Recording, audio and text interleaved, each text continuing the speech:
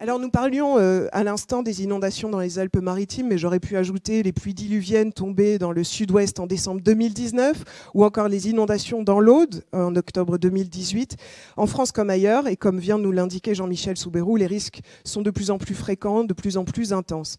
Alors pour éviter les conséquences négatives des inondations notamment, des solutions sont imaginées, collectivités, acteurs locaux, citoyens, chacun tente d'y prendre part et les agriculteurs jouent un rôle prépondérant puisqu'à travers leurs champs, leurs champs servent parfois justement pour récupérer les crues et éviter les inondations. On va voir concrètement ce que ça représente pour un agriculteur, avec le témoignage d'une agriculturiste de Seine-et-Marne, Christine Hermans-Chaput, de la ferme de la Colonne. On l'écoute tout de suite. Donc, Christine Hermans, agricultrice en Seine-et-Marne, donc département du Sud. On n'a pas le son, mais de on va relancer. Grande culture, céréales et aussi betteraves sucrières. J'ai donc une exploitation d'un peu plus de 200 hectares. Je suis en culture raisonnée.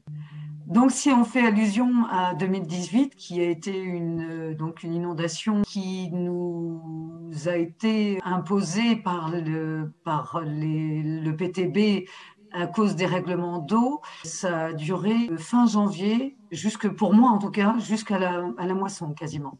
Donc, c'était presque 5 mois. 2018 a généré des pertes de chiffre d'affaires colossaux, puisque en pourcentage, j'ai dû avoir une perte de chiffre d'affaires de l'ordre de 25%, donc avec un chute de revenus par contre de 100%. Il n'y avait aucune indemnisation de prévue, en tout cas aucune pour 2016 et aucune à la base pour 2018. Le seul bonheur que nous avons eu, c'est que la métropole du Grand Paris, qui est intervenue a posteriori, qui a eu conscience donc du service rendu et qui a donc mis en place une indemnisation exceptionnelle pour pouvoir donc compenser un petit peu le service, mais ça ne correspond pas du tout à notre perte de chiffre d'affaires et encore plus de revenus. Par contre, il y a eu aussi entre-temps des progrès puisque des chartes se sont signées. Quand on rend ce service de noyer notaire, je pense que les habitants ne se rendent pas tout à fait compte du service qu'on leur rend en sauvegardant donc les vies humaines et les infrastructures. La seule chose que l'on pourrait faire pour la profession lorsqu'il y a ce service rendu à la nation, ce serait effectivement de mettre en place un système d'indemnisation durable. On avait calculé à l'époque, je crois que 1 euro par habitant en Île-de-France, pour nous, ça y est, ça nous sauve. Alors, grâce à ce témoignage, on se rend vraiment compte de l'impact de ces expansions de crues sur les champs. On a entendu un chiffre d'affaires en baisse de 25%. Des acteurs publics locaux, comme les établissements publics territoriaux de bassin, les EPTB, travaillent sur ces questions avec les collectivités et les agriculteurs. Et alors, pour comprendre leur rôle, je me tourne vers Frédéric Molossi. Bonjour. Vous êtes président de l'EPTB Seine-Grand Lac. Vous êtes aussi adjoint au maire de Montreuil et vice-président du conseil départemental de Seine-Saint-Denis. Alors, première question toute simple, quelles sont les missions des EPTB ? Alors d'abord, peut-être pour préciser, les établissements publics territoriaux de bassin sont des syndicats mixtes spécialisés. En réalité, cela signifie des groupements de collectivités qui réunissent des collectivités d'échelles différentes, volontaires et qui ont pour vocation de travailler et d'agir à l'échelle d'un bassin hydrographique d'intérêt général, notamment autour des questions de qualité de l'eau, des milieux, mais également la question des inondations et du soutien d'étiage, et le tout dans un but d'intérêt commun. Voilà. Et l'objectif de ces établissements, c'est d'accompagner l'ensemble des parties prenantes en développant à la fois de l'expertise et de l'ingénierie au profit notamment des collectivités qui y siègent, mais aussi de l'ensemble des acteurs. Et ces établissements peuvent également être maîtres d'ouvrage par subsidiarité des collectivités pour la construction d'ouvrages, leur gestion, leur entretien et pour la question relative au milieu notamment. Voilà. D'accord, alors ça c'est bien clair sur les missions des EPTB. Si on revient à notre question de la gestion de l'eau, comment on fait pour organiser ça à l'échelle d'un bassin ? Parce que vous l'avez dit, des parties prenantes, j'imagine, collectivités, citoyens, agriculteurs, acteurs économiques, chacun ont leurs besoins, leurs visions, leurs contraintes. Comment est-ce qu'on procède pour avancer sur ces questions ? Écoutez, d'abord, je pense qu'on procède par un travail de longue haleine, je dois dire, parce que vous l'avez souligné, beaucoup en effet de parties prenantes sont aujourd'hui concernées par les questions de l'eau, et on voit bien, notamment à l'aune des changements climatiques, que les tensions en la matière risquent de s'accroître, ne serait-ce que à la fois sur la quantité, les aspects quantitatifs, mais aussi d'éventuels conflits d'usage. L'agricultrice tout à l'heure évoquait le fait que nous aurions porté une responsabilité sur une durée longue d'inondation en 2018. Je ne vais pas rentrer dans des discussions qui n'ont pas lieu d'être aujourd'hui. Simplement, cela témoigne du fait que nous devons poursuivre le dialogue entre les différentes parties prenantes, et notamment le monde agricole, parce que cette vision est une vision, pour le coup, que je ne partage pas. Mais encore une fois, ce n'est pas l'objet de la rencontre cet après-midi.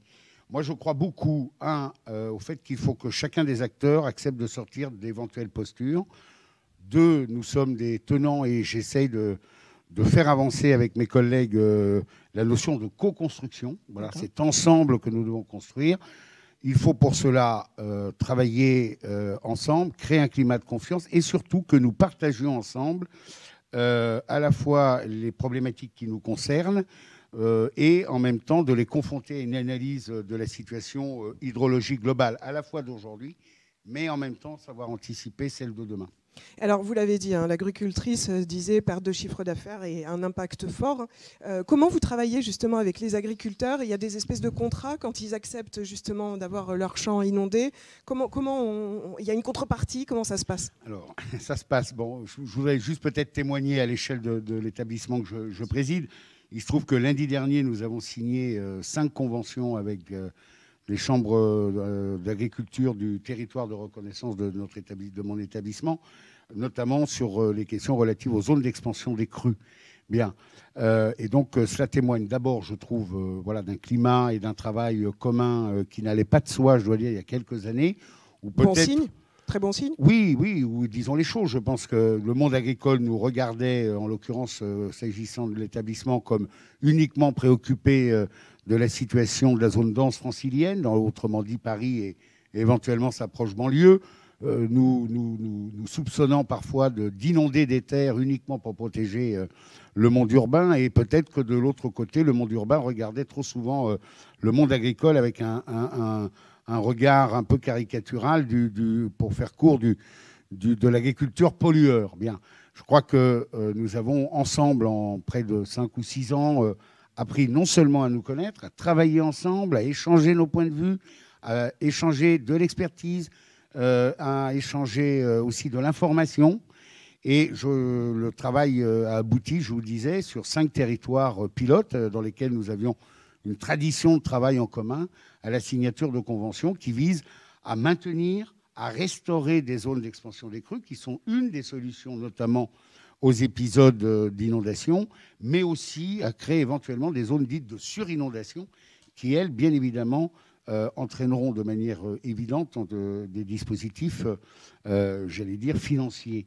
Voilà. Et je veux vraiment qu'on sorte de ça, parce que face à ce qui nous attend et aux défis qui attend chacune et chacun d'entre nous, nous ne pouvons pas faire autrement que d'essayer de travailler ensemble pour dégager des pistes qui soient des pistes d'intérêt commun et d'intérêt collectif. Moi, je crois vraiment beaucoup à ça.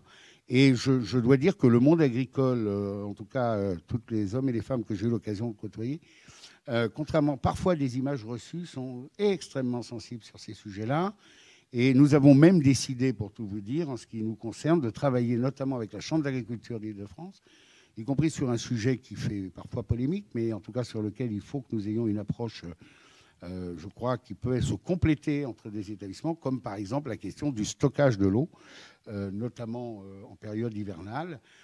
Comment trouver des solutions qui respectent à la fois les questions environnementales, les questions de quantité et de qualité, et en même temps qui puissent dégager des pistes face au changement climatique. Donc, voilà les bonnes voies, je crois, celle de la co-construction, de la confiance et du travail, j'allais dire, partagé, qui se concrétise et qui se partage et qui peut faire l'objet d'exemples. Sortir un petit peu des postures, des caricatures et rentrer dans un dialogue, comme vous l'avez dit, quoi. Je crois que c'est la voie de la meilleure sagesse solution. et la voie de l'efficacité. Et c'est ce qui est en train de se passer quelque part. Un Eh petit bien, peu. écoutez, Voilà. en tout cas, j'ai l'immodestie de penser qu'avec les partenaires, notamment les chambres d'agriculture, c'est en tout cas vers cela que nous tendons. Merci beaucoup, Frédéric Molossi, pour ces explications. Et je vous propose de passer tout de suite à la deuxième partie de notre débat, qui concerne cette fois-ci plus spécifiquement les innovations et les nouvelles pratiques que l'on peut développer en agriculture.